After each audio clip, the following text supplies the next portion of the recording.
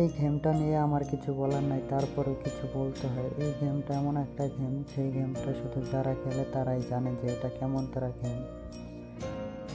যারা কখনো এই গেমটা খেলে নাই তারা কখনোই বুঝতে পারবে না যে এটা কেমন তারা গেম। এই গেমটা হাজারো মানুষের একটা ইমোশন। এই গেমটার জন্য মানুষ বকা খাইছে, কত গাল খাইছে, কত মাইর খাইছে। তারপরও যারা এই গেমটা ছাড়তে পারে নাই তাদেরকে উদ্দেশ্য একটা কথা বলি, ভাই, জীবনে বহুত গেম খেলা হয়েছে কিন্তু এই গেমটার মতন কোনো গেমটাই খেলা হয় না। জীবনে বহুত গেম খেলছি, কখনো এই গেমটার মতন কোনো গেমে মজা পাই না। এটা এমন একটা গেম যার মায়া কখন ছেড়ে যায় না। একটা মেয়ে মানুষ ছেড়ে গেল, এই গেমটা কখনো ছাড়া যায় না।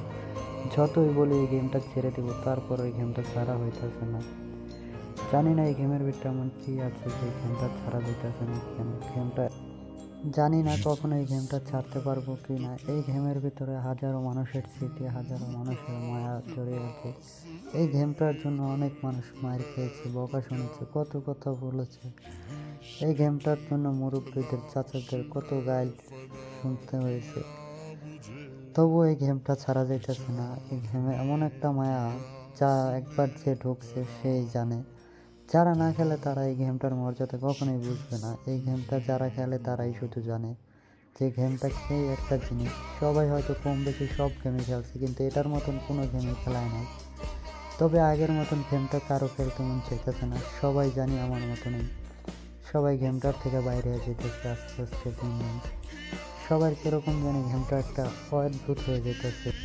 এই গেমের ভিতরে আগের মতন কোনো বন্ধু বান্ধব নাই। এখন গেমের ভিতর ঢুকলেই বন্ধুক বানা নিয়ে খেলালি, শুধু বকাবকি করে, শুধু গালাগালি। এটাই খুবই অদ্ভুত একটা জিনিস।